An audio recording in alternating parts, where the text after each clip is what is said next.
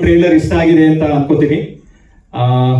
ಇದು ಒಂದು ಕರಾವಳಿಯ ಬಹಳ ಹಳೆಯ ಇತಿಹಾಸ ಇರುವಂತ ಜನಪದ, ನೂರಾರು ಸಾವಿರಾರು ವರ್ಷಗಳ ಇತಿಹಾಸ ಇರುವಂತ ಒಂದು ಕಂಬಳ ಅನ್ನುವ ಒಂದು ಗ್ರಾಮೀಣ ಕ್ರೀಡೆಯ ಮೇಲೆ ಮಾಡಿರುವಂತ ಒಂದು ಕತೆ. ಸೊ ಹಾಗಾಗಿ ತುಂಬಾ ಜನ ಪ್ರಯತ್ನ ಪಟ್ಟಿದ್ದಾರೆ. ರೂರಲ್ ಸ್ಪೋರ್ಟ್ಸ್ ಮೇಲೆ, ಕಂಬಳದ ಮೇಲೆ ಕತೆ ಮಾಡಬೇಕು, ಸಿನಿಮಾ ಮಾಡಬೇಕು ಅಂತ ತುಂಬಾ ಜನ ಪ್ರಯತ್ನ ಪಟ್ಟಿದ್ದಾರೆ. ಆದ್ರೆ ಇದೆಲ್ಲರಿಗಿಂತ ಬೇರೆದಾದ ಒಂದು ಸಿನಿಮಾ ಅಂತ ನಾನು ನಂಬ್ತೀನಿ. ಇದಕ್ಕೆ ಸಿಕ್ಕಾಪಟ್ಟೆ ಜನರ ಶ್ರಮ ಇದೆ. ಒಬ್ಬರೇ ನಾನೊಬ್ಬ ಅಥವಾ ನಿರ್ಮಾಣ ಸಂಸ್ಥೆ ಒಂದರಿಂದ ಆಗೋದಿಲ್ಲ. ಸಿಕ್ಕಾಪಟ್ಟೆ ಜನರ ಶ್ರಮ ಇದೆ. ಕಲಾವಿದರು ಕೆಲಸ ಮಾಡಿದ್ದಾರೆ, ಕಾರ್ಮಿಕರು ಕೆಲಸ ಮಾಡಿದ್ದಾರೆ, ಟೆಕ್ನಿಷಿಯನ್ಗಳು ಕೆಲಸ ಮಾಡಿದ್ದಾರೆ. ಅವರೆಲ್ಲರಿಗೂ ಥ್ಯಾಂಕ್ಸ್ ಹೇಳಕ್ ಇಷ್ಟಪಡ್ತೀನಿ. I think we'll take the media questions, I guess. Yes, sir, also before taking the media questions, trailer ಅಲ್ಲಿ ಬಹಳ ಬೈದ್ರು ಕೂಡ ತುಂಬಾ ಇಷ್ಟ ಆಗುವಂತ ಪಾತ್ರ ನಮ್ಮ ಜಿಜಿ ಅವ್ರದ್ದು. ಅವ್ರಿಗೂ ಕೂಡ ಹಾರ್ಟಿ ವೆಲ್ಕಮ್. ಜಿಜಿನ ನೀವೆಲ್ಲರೂ ಕಿರುತೆರೆಯಲ್ಲಿ ನೋಡಿದಾರ, ಮೆಚ್ಚಿದ್ದೀರಾ, ಅವ್ರಿಗೆ ವೆಲ್ಕಮ್. ಹಾಗೇನೆ ಅರ್ಜುನ್ ಗೌಡ ಅವರಿದ್ದಾರೆ, ಅವ್ರಿಗೂ ಕೂಡ ಆತ್ಮೀಯವಾದ ಸ್ವಾಗತ. ಅಂಡ್ ವಿ ಹ್ಯಾವ್ ಶಿಥಿಲ್ ಪೂಜಾರಿ ಅವರು, ಅವ್ರಿಗೂ ಕೂಡ ಹಾರ್ಟಿ ವೆಲ್ಕಮ್. ಓಕೆ, ಸೊ ನಮ್ಮ ನಿರ್ದೇಶಕರು ಹೇಳಿದ ಹಾಗೆ the entire team is here. ನಿಮ್ಮ ಪ್ರಶ್ನೆಗಳಿಗೆ ಉತ್ತರ ಕೊಡೋದಕ್ಕೆ ಇದ್ದಾರೆ. ಮಾಧ್ಯಮದವರ ಹತ್ರ ಏನೇ ಪ್ರಶ್ನೆ ಇದ್ದಲ್ಲಿ ನೀವು ಕೇಳಬಹುದು ಸರ್.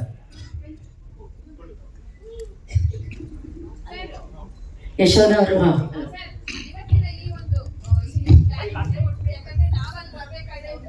ಇಲ್ಲಿ ಅದೇ ಈಗ ಗಲಾಟೆ ಆಗಕ್ಕೆ ಪ್ರಮುಖ ಕಾರಣ ಏನು ಅಂದ್ರೆ, ಈಗ ಅಭಿಮಾನಿಗಳಿಗೆ ಇದ್ರ ಬಗ್ಗೆ ಗಮನಕ್ಕಿರ್ಲಿಲ್ವಾ? ಪ್ರಜ್ವಲ್ ಅವ್ರಿಗೆ ಇದ್ರ ಬಗ್ಗೆ ಗಮನಕ್ಕಿತ್ತ? ಪ್ರಜ್ವಲ್ ಅವರು ಯಾಕೆ ಕಾರ್ಯಕ್ರಮಕ್ಕೆ ಬರ್ಲಿಲ್ಲ ಅನ್ನುವಂಥದ್ದು ಸರ್ ಪ್ರಮುಖವಾಗಿ. ರಾತ್ರಿವರೆಗೂ ಬರ್ತೀವಿ ಅಂತ ಹೇಳಿದ್ರು. ಅವರ ಅಭಿಮಾನಿಗಳು ಒಂದು 100 ಜನ ಬರ್ತಾರೆ ಅಂತಾನು ಇನ್ಫಾರ್ಮ್ ಮಾಡಿದ್ರು. ಅವ್ರಗಳಿಗೆ ಪಾಸು, ಅವ್ರುಗಳು ಬರೋದಕ್ಕೆ ವ್ಯವಸ್ಥೆನೂ ಆಗಿತ್ತು. ಆಮೇಲೆ ಇಲ್ಲಿ ಬಂದಿರೋರು ಅಭಿಮಾನಿಗಳು ಅಂತ ಯಾರ್ಯಾರು ಹೇಳ್ತಾ ಇದ್ದಾರಲ್ಲ, ಅವರೆಲ್ಲರೂ ನನಗೂ ಗೊತ್ತಿರೋ ಹುಡುಗರೆ, ನನ್ನ ಸ್ನೇಹಿತರೆ. ನಮ್ಮ ಅಭಿ ಅಂತ ಎಲ್ಲ ಹುಡುಗ ಮಾತಾಡ್ತಿದ್ದಲ್ಲ, ಅವನು ಪ್ರಜ್ವಲ್ ಅವ್ರ ಅಸಿಸ್ಟೆಂಟು. ಆಮೇಲೆ ಇನ್ನೊಬ್ರು ನಮ್ಮ ದೇವು, ಇವರೆಲ್ಲ ನಮ್ಮ ಆತ್ಮೀಯ ಹುಡುಗರೆ, ಪ್ರಜ್ವಲ್ ಅವ್ರ ಜೊತೆಗೆ ಇರೋರು ಇವರು. ಸೊ ಅವ್ರು ಯಾಕೆ ಸಡನ್ ಆಗಿ ಬರಬಾರ್ದು ಅಂತ ಡಿಸೈಡ್ ಮಾಡಿದ್ರು ಅಂತ ನನ್ಗೆ ಪ್ರಾಮಾಣಿಕವಾಗಿ ಗೊತ್ತಿಲ್ಲ. ಅವ್ರದ್ದೊಂದು ಸಣ್ಣ ಡಬ್ಬಿಂಗ್ ಇಶ್ಯೂ ಒಂದಿತ್ತು. ಡಬ್ಬು ಅವ್ರ ವಾಯ್ಸು ಸೂಟ್ ಆಗತ್ತಾ ಆಗಲ್ವಾ? ಯಾಕಂದ್ರೆ ಮಂಗಳೂರು ತರದ ಭಾಷೆ ಆಗಿರೋದ್ರಿಂದ 100% ಸೂಟ್ ಆಗಬಹುದಾ ಆಗಲ್ವಾ? ಇನ್ನೂ ಸ್ಪೇಸ್ ಇದೆ, ಇನ್ನೂ ಡಬ್ಬಿಂಗ್ ಮಾಡಬೇಕು ನಾವು ಅಂತಾನೆ ಇದೀವಿ. ಇನ್ನು ನಮ್ಮ ಡಬ್ಬಿಂಗ್ ಸ್ಟುಡಿಯೋನ ಬ್ಲಾಕ್ ಮಾಡಿ ಇಟ್ಟಿದೀವಿ. ಇನ್ನು 24ಕ್ಕೆ ರಿಲೀಸ್ ಇರೋದ್ರಿಂದ ಒಂದ್ಸತಿ ಎಫರ್ಟ್ ಹಾಕ್ಬಹುದು, ಚೆನ್ನಾಗಿ ಬಂದ್ರೆ ಅದನ್ನ ಇಟ್ಕೊಳ್ಳೋಣ ಅಂತ ಅನ್ನೋದು ಒಂದು ಥಾಟ್ ಇದೆ. ಆದ್ರೆ ಸಡನ್ ಆಗಿ ಈ ತರದ್ ಇವರೆಲ್ಲ ಗೊತ್ತಿರೋರೆ. ಆಮೇಲೆ ಇವ್ರು ಯಾರು ಬೇರೆಯವರಲ್ಲ, ಇವ್ರು ಯಾರು ನಮ್ಗೆ ಗೊತ್ತಿಲ್ಲದೆ ಇರೋರಲ್ಲ, ಎಲ್ಲಿಂದನೋ ಉದ್ಭವ ಆಗಿರೋರಲ್ಲ, ಗೊತ್ತಿರೋರನ್ನೇ ಈ ತರ ಬಂದು ಮಾಡೋದಕ್ಕೆ ಕಾರಣ ಏನು ಅಂತ ನಮ್ಗೆ ನಿಜವಾಗ್ಲೂ ಸರ್. ಈಗ ಸಿನಿಮಾ ನೀವು ಆರಂಭದಲ್ಲಿ ಒಂದ್ ರೀತಿ ಕ್ಲಾರಿಟಿ ಕೊಡೋ ಪ್ರಯತ್ನ ಮಾಡಿದ್ರೆ, ಅಂದ್ರೆ ಸಿನಿಮಾದವರ ವಿಚಾರ ಸೌಂಡ್ ಮಾಡಬಾರ್ದು, ಸಿನಿಮಾ ಸೌಂಡ್ ಮಾಡಬೇಕು ಅನ್ನುವಂಥದ್ದು. ಈ ಕನ್ನಡ ಸಿನಿಮಾ ಇಂಡಸ್ಟ್ರಿ ಈ ಪರಿಸ್ಥಿತಿಯಲ್ಲಿ ಈ ರೀತಿಯ ಗೊಂದಲ ಮತ್ತು ಗಲಾಟೆ ಈಗ ಚಿತ್ರತಂಡಕ್ಕೆ ಎಷ್ಟು ಜವಾಬ್ದಾರಿ ಆಗಿದೆ? ಯಾಕಂತಂದ್ರೆ ಅವರ ಅಭಿಮಾನಿಗಳೇ ಮಾಡ್ತಾ ಇರುವಂತದ್ದು, ಮತ್ತೆ ಕಾರ್ಯಕ್ರಮಕ್ಕೂ ಮುಂಚೆನೆ ಅವ್ರಿಗೆ ಗಮನಕ್ಕೆ ಇರ್ಲಿಲ್ವಾ, ಹೇಗೆ ಅನ್ನುವಂಥದ್ದು ಸರ್? ಅಲ್ಲ, ಖಂಡಿತವಾಗ್ಲೂ ಇರ್ಲಿಲ್ಲ. ಯಾಕಂದ್ರೆ ಅವರೆಲ್ಲ ಫಂಕ್ಷನ್ ಅಟೆಂಡ್ ಮಾಡಕ್ಕೆ ಅಂತ ಬಂದವರು. ಅವರೆಲ್ಲರೂ ಈ ಟ್ರೈಲರ್ ನ ಎಂಜಾಯ್ ಮಾಡಬೇಕು ಅಥವಾ ಈ ತರದೊಂದು ಸಮಾರಂಭ ಸೆಲೆಬ್ರೇಟ್ ಮಾಡಬೇಕು ಅಂತ ಬಂದವರು. ಆಮೇಲೆ ನಾವು ಪ್ರತಿ ಸಲನೂ ಹೇಳ್ಕೊಂಡ್ ಬಂದಿದೀವಿ, ನೋಡಿ ಇದು ಸಿನಿಮಾ ಟೈಟಲ್ ನೋಡಿದ್ರೆ ನಿಮ್ಗೆ ಗೊತ್ತಾಗುತ್ತೆ, ಇದು ಪ್ರಜ್ವಲ್ ಅವ್ರದೇ cinema. Dynamic prince Prajwal Devaraj ಅಂತ ಹೆಸರಿದೆ ಬಿಟ್ರೆ 25, 30, 40 ವರ್ಷದಿಂದ ಕೆಲಸ ಮಾಡಿರೋ ಶ್ರೀಧರ್ ಸರ್ ಹೆಸರಿಲ್ಲ, ಮಿತ್ರ ಸರ್ ಹೆಸರಿಲ್ಲ, ರಾಜ್ ಶೆಟ್ಟರ್ ಹೆಸರಿಲ್ಲ. ಯಾಕೆ ಅಂತಂದ್ರೆ ಒಂದು ಪ್ರೊಟ್ಯಾಗನಿಸ್ಟ್, ಒಂದು ಕಥಾನಾಯಕ ಅಂತ ನಾವು ಪಾತ್ರಕ್ಕೆ ಆಯ್ಕೆ ಮಾಡಿ ಮುಂದಕ್ಕೆ ಹೋದ್ಮೇಲೆ ಅದೇ ತರನೇ ಟ್ರಾವೆಲ್ ಮಾಡ್ಬೇಕಾಗತ್ತೆ. ಆದ್ರೆ ಈ ತರದೊಂದು ಘಟನೆ ಮಾಡ್ಬೇಕು ಅಂತ ಅನ್ಕೊಂಡೆ ಬಂದಾಗ ಕಾಣಿಸ್ತಿದೆ. ಅದು ಯಾಕೆ ಅಂತ ಅನ್ನೋ ಪ್ರಶ್ನೆ ನನಗೂ ಇದೆ. ನಾನು ಖಂಡಿತವಾಗ್ಲೂ ಇದು ಯಾಕೆ ಆಗಿರ್ಬೋದು ಅಂತ ಕೇಳ್ತೀನಿ. ನಮ್ ಜೊತೆ ಏನೇ ಭಿನ್ನಾಭಿಪ್ರಾಯ ಇದ್ರೂ ಅದನ್ನ ಕೂತು ಮಾತಾಡೋದಕ್ಕೆ ಒಂದು ಜಾಗ ಅಂತಿರುತ್ತೆ, ಒಂದು ವೇದಿಕೆ ಅಂತಿರುತ್ತೆ. ಒಂದು ಸಮಾರಂಭಕ್ಕೆ ಬಂದು ಯಾಕೆ ಹಿಂಗ್ ಮಾಡ್ತಿದ್ದೀರಾ, ಅಭಿಮಾನಿಗಳ ಕಾಳಜಿ ನಮಗೂ ಅರ್ಥ ಆಗುತ್ತೆ. ನಾನು ಫಸ್ಟ್ ಸಿನಿಮಾ ಅಂಬರೀಶ್ ಅವ್ರ ಜೊತೆ ಮಾಡಿರೋದು. ನಾನು ಫಸ್ಟ್ ಸಿನಿಮಾ ಡೈರೆಕ್ಟ್ ಮಾಡಿದ್ದು ಅಂಬರೀಶ್ ಅವರು, ಸುದೀಪ್ ಸರ್ ಪ್ರೊಡ್ಯೂಸ್ ಮಾಡಿದ್ರು. ಸುದೀಪ್ ಸರ್ ಜೊತೆ ನಾನೊಂದು 10 ವರ್ಷ ಅಸೋಸಿಯೇಟ್ ಡೈರೆಕ್ಟರ್ ಆಗಿ, ಅಸಿಸ್ಟೆಂಟ್ ಡೈರೆಕ್ಟರ್ ಆಗಿ ಕೆಲಸ ಮಾಡಿದ್ದೀನಿ. ಇಲ್ಲಿರುವ ಪ್ರತಿ ಮೀಡಿಯಾದವರು, ಪ್ರತಿ ಮಾಧ್ಯಮ ಮಿತ್ರರು, ಪ್ರತಿ ಟೆಕ್ನಿಷಿಯನ್ಸ್ ಯಾರಿದ್ದಾರೆ ನನಗೆ 1 to 1 ಪರಿಚಯ ಇದ್ದಾರೆ. ನೀವೆಲ್ಲರೂ ನನ್ನ ಸಹಾಯಕ ನಿರ್ದೇಶಕನಿಂದ ನಿರ್ದೇಶಕನಾಗುವವರೆಗೂ, ಅಂಬಿನಿಂಗ್ ವಯಸ್ಸಾಯ್ತು ಮಾಡುವವರೆಗೂ ನನ್ನ ನೋಡಿದ್ದೀರಾ. ಆದ್ರೆ ಈ ತರದ ಘಟನೆ ನಾನು ಎಲ್ಲೂ ನೋಡಿಲ್ಲ. ಹಾಗಾಗಿ ನನಗೂ ಒಂದು ಹೊಸ ಅನುಭವ ಇದು. ಅಭಿ, ಒಂದ್ ನಿಮಿಷ ಯಾಕಪ್ಪ? ನಿಮ್ದೇನಿದ್ರೆ ಆಮೇಲೆ ಮಾತಾಡ್ತಾರೆ. ಸರ್ ಹೇಳ್ಬೋದಾ ಸರ್ ಪ್ರೊಡ್ಯೂಸರ್ ಸಮಸ್ಯೆ ಗುರು ಸರ್ ಕೇಳಿರಿ ಪ್ರೊಡ್ಯೂಸರ್ಗಳ ಸಮಸ್ಯೆನ ನಾವು ನಿರಂತರವಾಗಿ ನಾವು ಅವ್ರಿಗೆ ಫೋನ್ ಮಾಡ್ಕೊಂಡು ಕೇಳ್ಕೊಂತೀವಿ ಬಿಡಿ. ಇದು ನಿಮ್ಗೂ ಇರೋದು ನೀವು ಬೇರೆ ಕಡೆ ಮಾತಾಡ್ಕೊಳ್ಳಿ. ಇದು ಪ್ರೆಸ್ ಮೀಟ್ ಕರೆದಿರೋ ಪ್ರೆಸ್ ಮೀಟ್ ಅಷ್ಟೇ ಮಾತಾಡಿ. ನಿಮ್ದು ಪ್ರಜ್ವಲ್ದ ಏನೇ ಇರೋ ನೀವು ಹೊರಗಡೆ ಮಾತಾಡ್ಕೊಳ್ಳಿ. ಇದು ಪ್ರೆಸ್ ಮೀಟ್, ಇದು ಮೀಡಿಯಾ ಕರೆದಿದ್ದಾರೆ, ಮೀಡಿಯಾ ಅಷ್ಟೇ ಮಾತಾಡ್ಬೇಕು. ನೀವು ಆಮೇಲೆ ಮಾತಾಡ್ಕೊಳ್ಳಿ. 11 ಗಂಟೆ ಮೇಲೆ ಕೊಟ್ಟಿರೋದು ಮೀಡಿಯಾಕ್ಕೆ, ನಿಮ್ಗೆ 10 ಗಂಟೆ ಮುಂಚೆ ಆಯ್ತು ಅದು ನೀವು ಮಾತಾಡ್ಕೊಳ್ಳಿ. ಅಟ್ಯಾಕ್ ಕೂಡ ಒಂಥರ ಹೆಂಗಿತ್ತು ಅಂದ್ರೆ ರೌಡಿಗಳು ಅಟ್ಯಾಕ್ ಮಾಡ್ದಂಗೆ ಇತ್ತು ಸರ್. ಆಸ್ ಎ ಜರ್ನಲಿಸ್ಟ್ ಆಗಿ ಹೇಳ್ತೀನಿ, ದಯವಿಟ್ಟು ಹಂಗ್ ಮಾಡಿ. ಇವ್ರೆ ಗುರು, ಒಂದು ಹಲೋ ಗುರು, ನಿಮ್ಮ ಅಂದ್ರೆ ನಿಮ್ಮ ಪ್ರಶ್ನೆ ಸರ್, ನೀವು ಕೇಳಿ ಸರ್, ಕೇಳಿ ಸರ್. ನಿಮ್ಮ ಪ್ರಜ್ವಲ್ದು ಅಥವಾ ನಿಮ್ಮ ಅವ್ರ ಫ್ಯಾನ್ಸ್ ಏನಿದೆ ನೀವು ಹೊರಗಡೆ ಇಟ್ಕೊಳ್ಳಿ. ಮೀಡಿಯಾ ಪ್ಲಾಟ್ಫಾರ್ಮ್ ಇದು, ಮೀಡಿಯಾಕ್ಕಂತ ಸ್ಪೇಸ್ ಕೊಟ್ಟಿದ್ದೀರಾ. 11 ಗಂಟೆ ಮೇಲೆ ಅನ್ನೋದು ಮೀಡಿಯಾ ಕೊಟ್ಟಿದ್ದೀರಾ ಟೈಮು. ಮೀಡಿಯಾ ಇಟ್ಕೊಳ್ಳಿ, ನೀವು ಮಿಗ್ದೇದೆಲ್ಲ ಕಳಿಸ್ಕೊಳ್ಳಿ ಅಥವಾ ನೀವು ಸೈಲೆಂಟ್ ಆಗಿರಕ್ ಕೇಳಿ. ಆಮೇಲೆ ಅವರೆಲ್ಲ ಆಯ್ತು ಬಿಡಿ, ನಿಮ್ದು ಅವ್ರದ್ದು ಏನಾರು ಆಮೇಲೆ ಮಾತಾಡ್ಕೊಳ್ಳಿ. ಈಗ ಮೀಡಿಯಾ ಸ್ಪೇಸ್, ಮೀಡಿಯಾ ಜೊತೆ ಕಾಂಟ್ಯಾಕ್ಟ್ ಮಾಡಿ. ಈಗ ಓಕೆ ನಡೀರಿ. ಉತ್ತರ ಹೇಳ್ತಾರೆ ಇಲ್ಲ, ಸುಮ್ಮನೆ ಕುತ್ಕೊಂಡು ಎಲ್ಲಾರು ನೋಡು, ಗಲಾಟೆ ಮಾಡಕ್ ಕೂಡುದು. ಎಲ್ಲಾರು ಕೂತವ್ರು ನಾನು ಕುತ್ಕೋ, ಚೇರ್ ಇದಾವೆ, ಹೋಗಿ ಕುತ್ಕೊಳ್ಳಿ ಇಲ್ಲಿ. ಸರ್ ನಿಮ್ಮ ಪ್ರಶ್ನೆ ಕೇಳ್ಬೋದು ಸರ್. ಓಕೆ ಇವರೇ ಗುರು ಕಳಿಸ್ಬೋದು. ಗುರು ಸರ್, ಸರ್ ನಿಮ್ಮಲ್ಲಿ ಸಮಸ್ಯೆ ಇದ್ರೂ ಕೂಡ ದಯವಿಟ್ಟು ಅದನ್ನ ನೇರವಾಗಿ ಹೇಳ್ಬಿಡಿ ಸರ್. ಏನೋ ಸಮಸ್ಯೆ ಈಗ ಗುರು, ಈಗ ಪ್ರಜ್ವಲ್ ಬರ್ದೇ ಇರೋದಕ್ಕೆ ಯೂಶುವಲ್ ಆಗಿ ಪ್ರಜ್ವಲ್ ಅಂತ ಅಲ್ಲ, ಯಾವುದೇ ಹೀರೋ ಅಥವಾ ಆರ್ಟಿಸ್ಟ್ ಓಕೆ, ಈಗ ಯಾವುದೇ ಹೀರೋಯಿನ್ ಅಥವಾ ಆರ್ಟಿಸ್ಟ್ ಯಾರೇ ಬರ್ಲಿಲ್ಲ ಅಂದ್ರು ಮೇನ್ ರೀಸನ್ ಇರುತ್ತೆ, ಅವ್ರಿಗೆ ಪೇಮೆಂಟ್ ಸೆಟಲ್ ಆಗಿರಲ್ಲ ಅನ್ನೋದು ಒಂದು ಮೇನ್ ರೀಸನ್ ಇರುತ್ತೆ. ಅವ್ರ ಪ್ರಮೋಷನ್ ಬರ್ತಿಲ್ಲ, ಡಬ್ಬಿಂಗ್ ಮಾಡ್ತಿಲ್ಲ ಅಂತಂದ್ರೆ ಅವ್ರಿಗೆ ಪೇಮೆಂಟ್ ಕ್ಲಿಯರ್ ಆಗಿರಲ್ಲ ಅನ್ನೋದು ಒಂದು ಇಶ್ಯೂ ಇರುತ್ತೆ. ಅಥವಾ ಶೂಟಿಂಗ್ ಸೆಟಲ್ ಅಥವಾ ನಿಮ್ಮ ಇಂಟರ್ನಲ್ ಏನಾದ್ರೂ ಪ್ರಾಬ್ಲಮ್ ಆಗಿರುತ್ತೆ ಅನ್ನೋದು ಎರಡೇ ಇಶ್ಯೂ ಮೇಜರ್ ಆಗಿರುತ್ತೆ. ಇಲ್ಲ, ಇದಕ್ಕೆ ಉತ್ತರ ಕೊಟ್ಬಿಡ್ತೀನಿ. ಪೇಮೆಂಟ್ ಸೆಟಲ್ ಆಗಿಲ್ಲ ಅನ್ನೋ ಇಶ್ಯೂ ಇದೆ. ಪ್ರಜ್ವಲ್ ಅವ್ರಿಗೆ 1,25,00,000 ಮಾತಾಡಿದ್ವಿ, 1 crore ಕೊಟ್ಟಿದೀವಿ, ಇನ್ನು 25 lakhs ಬ್ಯಾಲೆನ್ಸ್ ಇದೆ. ಅದನ್ನ ಕೊಡ್ತೀವಿ ಅಂತ ಮಾತಾಡ್ಕೊಂಡಿದೀವಿ, ಅವರು ಸರಿ ಅಂತ ಒಪ್ಕೊಂಡಿದ್ದಾರೆ.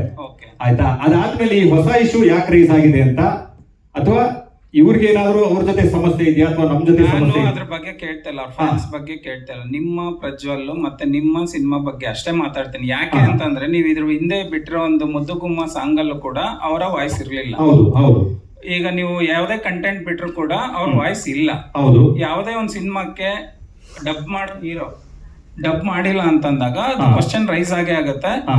ಬರೀ ಅವ್ರ ಫ್ಯಾನ್ಸ್ ಅಲ್ಲ, ಆಡಿಯನ್ಸ್ಗೂ ಕೂಡ ಅವ್ರ ಪರ್ಟಿಕ್ಯುಲರ್ ಆರ್ಟಿಸ್ಟ್ ವಾಯ್ಸ್ ಇರ್ಲೇಬೇಕಾಗುತ್ತೆ. ಸೊ ಅದನ್ನ ನೀವು ಫುಲ್ಫಿಲ್ ಮಾಡೋದಕ್ಕೆ ಏನು ಪ್ಲಾನ್ ಮಾಡ್ಕೊಂಡಿದ್ರ ಅದನ್ನ ಹೇಳಿ.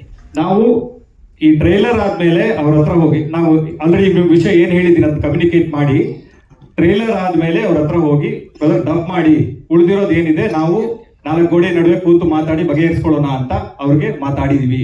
ಇದು ಕಮ್ಯುನಿಕೇಟ್ ಆಗಿದೆ. ಆದ್ರೆ ಅದಾದ್ಮೇಲೆ ಅವ್ರ ಕಡೆಯಿಂದ ಯಾವುದೇ ಉತ್ತರ ಬರಲಿಲ್ಲ. ಈಗ ಇನ್ನೊಂದು ಹಿಂದೆ ಓಡಾಡ್ತಾ ಇರೋ ವಿಷಯ ಏನಂತ, ರಾಜ್ ಬಿ ಶೆಟ್ರು ಒಂದ್ ಅಂತ ಆದ್ಮೇಲೆ ಬಂದ್ರು, ಅದೇನಾದ್ರೂ ಅವ್ರಿಗೆ ಇರ್ಸ್ಮುರ್ಸ್ ಆಗಿದ್ಯಾ? ಖಂಡಿತವಾಗ್ಲೂ ಇಲ್ವಲ್ಲ. ಅದು ಕಥೆಯಲ್ಲೇ ಮಹಾವೀರ ಅನ್ನುವ ಪಾತ್ರ ಇದೆ. ಈ ಪಾತ್ರನ ಯಾರಾದ್ರೂ ವೆಲ್ ನೋನ್ ಆಕ್ಟರ್, ಪಾತ್ರಕ್ಕೆ ಸೂಟ್ ಆಗುವಂತವ್ರು, ಯಾರಾದ್ರೂ ತುಂಬಾ ಸ್ಟೇಜರ್ ಇರುವಂತವ್ರು, ಕರಾವಳಿ ಭಾಗದವರು ಮಾಡ್ಬೇಕು ಅಂತ ಮೊದ್ಲಿಂದನೂ ಐಡಿಯಾ ಇತ್ತು. ಅವಾಗ್ಲೂ ಇತ್ತು, ಇವಾಗ್ಲೂ ಇದೆ. ನಮ್ಮ ಪುಣ್ಯಕ್ಕೆ ಅವ್ರು ಬಂದ್ರು, ಒಪ್ಕೊಂಡ್ ಬಂದ್ರು. ಸೊ ಅದ್ರಲ್ಲಿ ಏನೋ ಕನ್ಫ್ಯೂಷನ್ ಇಲ್ವಲ್ಲ. ಈ ಕ್ವಶನ್ ಅವ್ರ ಎದುರಿಗೆ ಯಾಕೆ ಕೇಳ್ತೇನಂದ್ರೆ, ಇದು ಶುರುವಾದಾಗ ಪ್ರಜ್ವಲ್ ದೇವರಾಜ್ ಅನ್ನೋ ಸಿನಿಮಾ ಅಂತ ಅಷ್ಟೇ ಆಗಿದ್ರಿಂದ, ಒಂದಂತ ಆದ್ಮೇಲೆ ಅವ್ರು ಬಂದಿದ್ರಿಂದ ಆ ತರ ಏನಾದ್ರು ಇರ್ಸ್ಮೂರ್ಸ್ ಆಯ್ತಾ? ಖಂಡಿತವಾಗ್ಲೂ ಇಲ್ಲ. ಇರ್ಸ್ಮೂರ್ಸ್ ಆಗುವಂತದ್ದು ಟ್ರೈಲರ್ ಆಗ್ಲಿ ಇಡೀ ಕಥೆಯಲ್ಲಾಗ್ಲಿ ಏನೂ ಇಲ್ಲ. ಇದು ಇರ್ಸ್ಮೂರ್ಸು ಆಗುವಂತ ಪ್ರಶ್ನೆ ಇದ್ರಲ್ಲಿ ಬರಲ್ಲ. ನೀವ್ ಅವ್ರಿಗೆ ಮುಂಚೆನೆ ಹೇಳಿದ್ರ ಇವ್ರು ಇದಾರೆ ಅಂತ ಆರ್ಟಿಸ್ಟ್? ಬೇರೆ ಯಾರು ಬೇಕಾದ್ರೂ ಬರ್ಬೋದು ಅಂತ ಹೇಳಿ, ಯಾವ ದೊಡ್ಡ ಕಲಾವಿದ್ರು ಬೇಕಾದ್ರೂ ಈ ಪಾತ್ರ ಮಾಡಬಹುದು ಅಂತ ಮುಂಚೆನೆ ಅವ್ರಿಗೆ ಅಪ್ಡೇಟ್ ಮಾಡಿದ್ವಿ. ಸರ್, ಈಗ ಡಬ್ಬಿಂಗ್ ವಿಚಾರವಾಗಿ ಗುರು ಸರ್, ಡಬ್ಬಿಂಗ್ ವಿಚಾರವಾಗಿ ಪ್ರಜ್ವಲ್ ಅವ್ರಿಗೆ ಈ ಸಿನಿಮಾ ಶುರುವಾದಾಗ ಏನಾದ್ರು ಮಾತುಕತೆ ಆಗಿತ್ತಾ, ಅಥವಾ ಈಗ ರಾಜ್ ಬಿ ಶೆಟ್ಟಿ ಎಂಟರ್ ಆದ್ಮೇಲೆ ಈ ರೀತಿ ಸಮಸ್ಯೆ ಏನಾದ್ರು ಉದ್ಭವ ಆಯ್ತಾ? ಇಲ್ಲ, ಖಂಡಿತವಾಗ್ಲೂ ಸರ್ ನಿಮ್ಮ ಬಗ್ಗೆ ವಿವಾದ ಇಲ್ಲ, ಖಂಡಿತ ನಿಮ್ ಬಗ್ಗೆ ನಮ್ಗೆ ಗೊತ್ತಿದೆ. ಆ ರೀತಿ ಅಲ್ಲ, ಅಂದ್ರೆ ಈಗ ಒಬ್ಬ ಆರ್ಟಿಸ್ಟ್ ಆಗಿ ಹೇಳ್ತಾರೆ. ಗುರು ಸರ್, ದಯವಿಟ್ಟು ಅದು ಕ್ಲಾರಿಟಿ ಹೇಳಿ. ಖಂಡಿತವಾಗ್ಲೂ ಇಲ್ಲ. ಯಾಕಂದ್ರೆ ಅವ್ರಿಗೆ ಮುಂಚಿತವಾಗ್ಲೂ ಗೊತ್ತಿತ್ತು. ಪ್ರಜ್ವಲ್ ಅವ್ರಿಗೆ ಬಹಳ ಕ್ಲಾರಿಟಿಯಾಗಿ ಹೇಳಿದ್ವಿ, ಈ ಪಾತ್ರನ ಯಾರಾದ್ರೂ ಒಂದು ಬಹಳ ಯೂನಿಕ್ ಸ್ಟೇಜ್ ಇರೋರು ಮಾಡ್ಬೇಕು, ಅವ್ರು ನೋಡಿದ್ರೆ ಕಂಬಳದ ಪ್ರಪಂಚದವರು ಅಂತ ಅನ್ನಿಸ್ಬೇಕು. ಅವ್ರ ತರದವರೇ ಮಾಡಬೇಕು ಅಂತ ಮಾತಾಡಿದ್ವಿ. ಆಗ ಅದ್ರ ಬಗ್ಗೆ ಏನು ಕನ್ಫ್ಯೂಷನ್ ಇಲ್ಲ. ಮತ್ತೆ ಆಮೇಲೆ ಇವ್ರು ಎಕ್ಸಾಕ್ಟ್ ಆಗಿ ಏನ್ ಸರ್ ಪ್ರಾಬ್ಲಮ್ ಆಗ್ತಾ ಇರೋದು ಅವ್ರಿಗೆ? ಈಗ ನೀವು ಕನ್ವೆ ಕೂಡ ಮಾಡಿದಿರಿ, ಹಾ. ಸೊ ಡಬ್ಬಿಂಗ್ ಕೂಡ ಬೇರೆಯವ್ರನ್ನ ನಾನು ಕನ್ವೆ ಆಗೋರ್ನ ಮಾಡ್ತೀನಿ ಅಂತಾನು ಕೂಡ ಅವ್ರ ಗಮನಕ್ಕಿದೆ.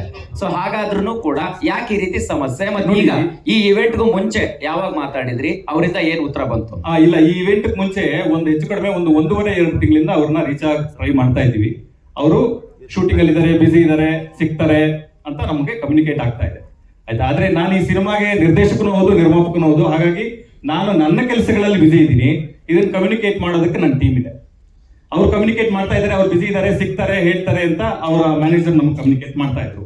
ಆದ್ರೆ ಈ ಸಮಸ್ಯೆ ನಿನ್ನೆ ರಾತ್ರಿವರೆಗೂ ಇರಲಿಲ್ಲ. ಓಕೆ, ಅಲ್ಲ ಪ್ರಜ್ವಲ್ ಅವ್ರ ಜೊತೆಗೆ ನೀವು ನೇರವಾಗಿ ಮಾತಾಡಿದ್ದೀರಾ? ನಾನು ಮಾತಾಡಿ 1-2 ತಿಂಗಳಾಗಿತ್ತು. ಏನ್ ಕಾರಣ ಸರ್ ಅಲ್ಲಿಂದ ಇಷ್ಟು ಗ್ಯಾಪ್ ಆದ್ರೂ ಕೂಡ ನಿಮ್ಗೆ ಕನೆಕ್ಟ್ ಆಗದೆ ಇರೋಕೆ ಏನ್ ಕಾರಣ? ನನ್ನ ಎಲ್ಲಾ ಮೆಸೇಜ್ಗಳಿಗೂ ಎಲ್ಲಾ ಫೋನ್ಗಳಿಗೂ ಅವ್ರದ್ದು ರೆಸ್ಪಾಂಡ್ ಮಾಡ್ತಾ ಇಲ್ಲ. ಏನಾದ್ರೂ ಸಮಸ್ಯೆ ಇದ್ರೆ ಮಾತಾಡಿ ಅದನ್ನ ಸರಿ ಮಾಡ್ಕೊಳ್ಳೋಣ ಅಂತ ಬಹಳ ಸಾರಿ ಪ್ರಯತ್ನ ಪಟ್ಟಾಗ್ಲೂ ಅವರು ಫೋನ್ಗೆ ಸಿಗ್ತಾ ಇಲ್ಲ. ಉದ್ದೇಶಪೂರ್ವಕ ಆಗಿದೆ ಅನ್ಸುತ್ತೆ ಸರ್ ನಿಮ್ಗೆ ಇವತ್ತಿನ ಈ ಬೆಳವಣಿಗೆ ನೋಡಿದ್ರೆ ಉದ್ದೇಶಪೂರ್ವಕವಾಗಿ ಆಗಿದೆ ಅಂತ ಅನ್ಸ್ತಾ ಇದೆ? ಇರ್ಬೋದು. ಯಾಕೆ ಅಂತಂದ್ರೆ ಇವರೆಲ್ಲರೂ ಗೊತ್ತಿರೋರೆ, ಅವ್ರ ಜೊತೆಗಿರೋರೆ. ಬೆಳಿಗ್ಗೆ ಇದ್ರೆ ಅವ್ರ ಅಕ್ಕಪಕ್ಕ ಇರೋ ಹುಡುಗರೆ. ಆಮೇಲೆ ನನ್ಗೇನು ಇವ್ರು ಹೊಸಬರಲ್ಲ sir.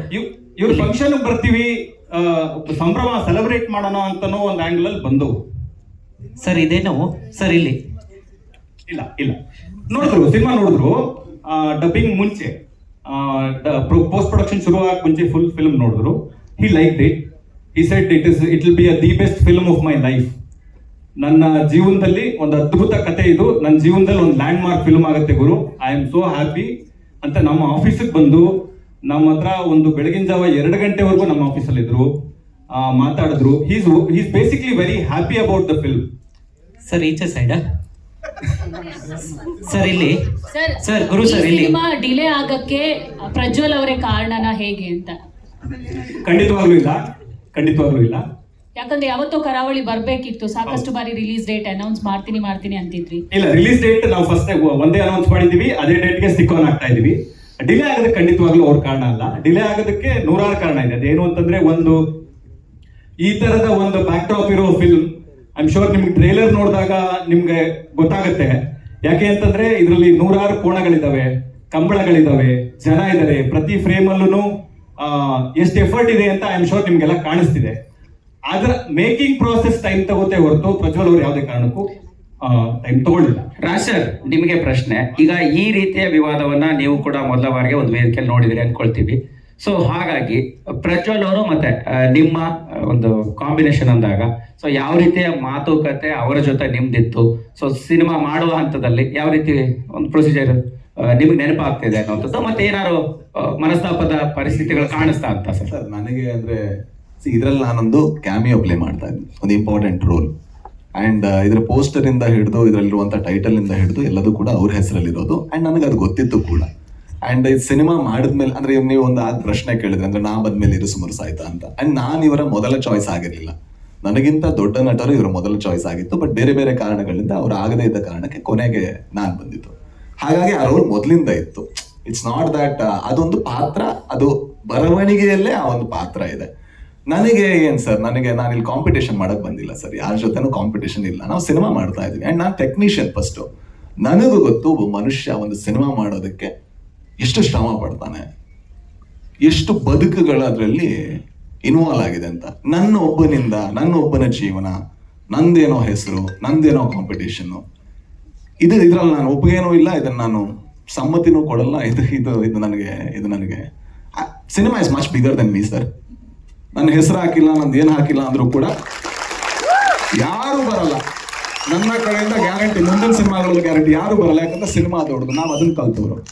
I think it's very unfortunate that we are speaking about this. ಒಬ್ಬ ಕುಂದಾಪುರದಿಂದ 9ನೇ ಕ್ಲಾಸಲ್ಲಿ ಮನೆ ಬಿಟ್ಟು ಓಡ್ ಬಂದು ಇವತ್ತೊಂದು ಇಷ್ಟು ದೊಡ್ಡ ಸಿನಿಮಾ ಮಾಡಿ, and we are speaking about ಅದರ ಕ್ವಾಲಿಟಿ ನೋಡಿ ಸರ್.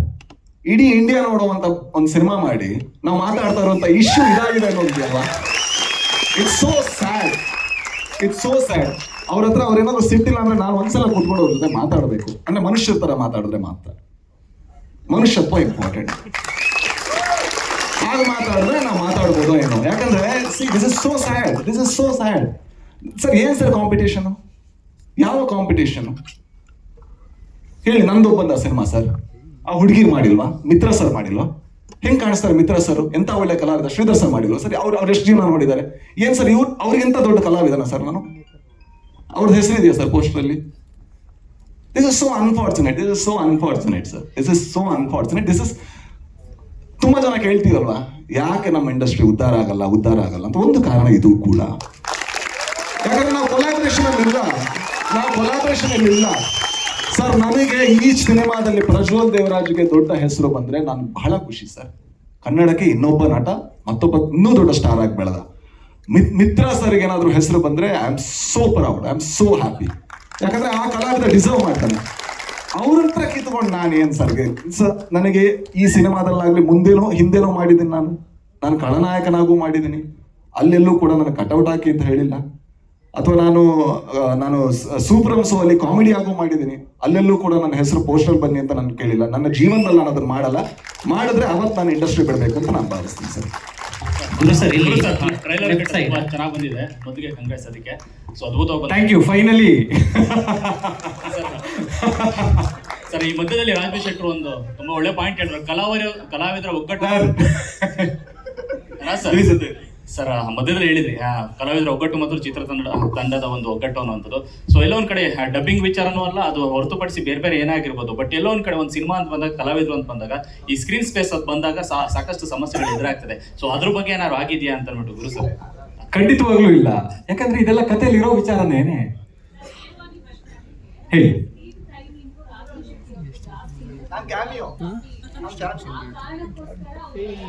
ಖಂಡಿತವಾಗ್ಲೂ ಇಲ್ಲ.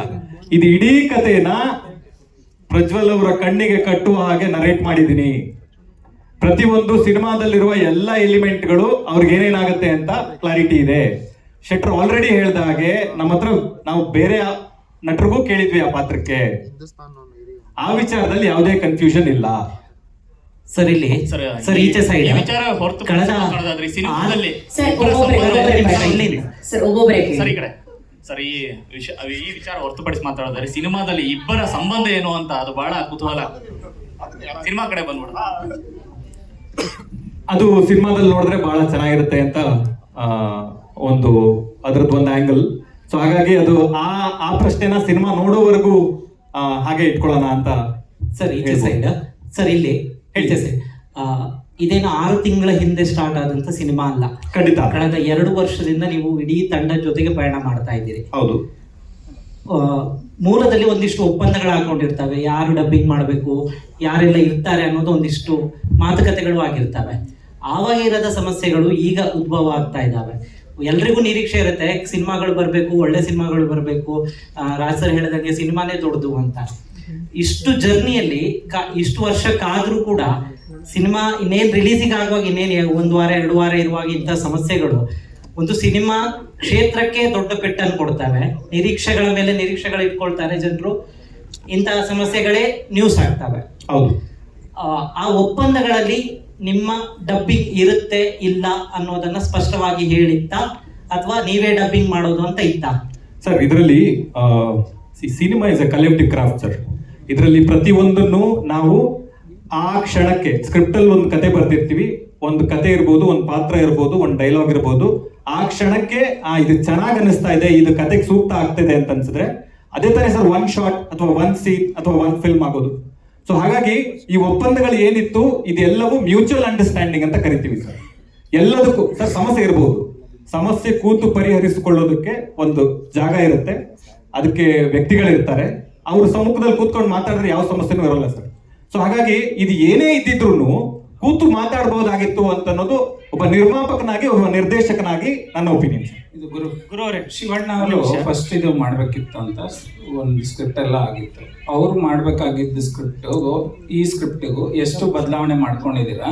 ಮತ್ತೆ ಈ ಕೌಮಿಯರ್ ರೋಲ್ ಮೊದಲು ಇತ್ತ ಅಥವಾ ಇರ್ಲಿಲ್ವಾ ಸರ್? ಇದು ಆ ಕತೆ ಏನಿದೆ, ಚಂದ್ರಶೇಖರ್ ಬಡ್ಡಿಯಪ್ಪ ಅವರ ಕತೆ ಏನಿದೆ, ಅದರ ಆ ಕತೆ ಒಂದು 20% ಅಂದ್ರೆ ಇದು ಒಂದು 80% ಚೇಂಜ್ ಆಗಿರುವ ಒಂದು ಕತೆ. ಅದು ಐಡಿಯಾ ಆಗಿ ಮಾತ್ರ ಉಳ್ಕೊಂಡಿದೆ. ಹಾಗಾಗಿ ಅದರಲ್ಲಿರುವ ಪಾತ್ರಗಳಿರ್ಬೋದು, ಅದರಲ್ಲಿರುವ ಸ್ಕ್ರೀನ್ ಪ್ಲೇ ಇರ್ಬೋದು, ಡೈಲಾಗ್ ಇರ್ಬೋದು, ಅದೆಲ್ಲವೂ ಬದಲಾಗಿದೆ. ಸೊ ಹಾಗಾಗಿ ಆ ಕತೆಗೂ ಈ ಕತೆಗೂ ಕಂಪೇರ್ ಮಾಡೋದು ಇಟ್ ಇಸ್ ನಾಟ್ ರೈಟ್ ಅಂತ ನನ್ನ ಒಪಿನಿಯನ್ ಸರ್. ಗುರು ಅವರೇ,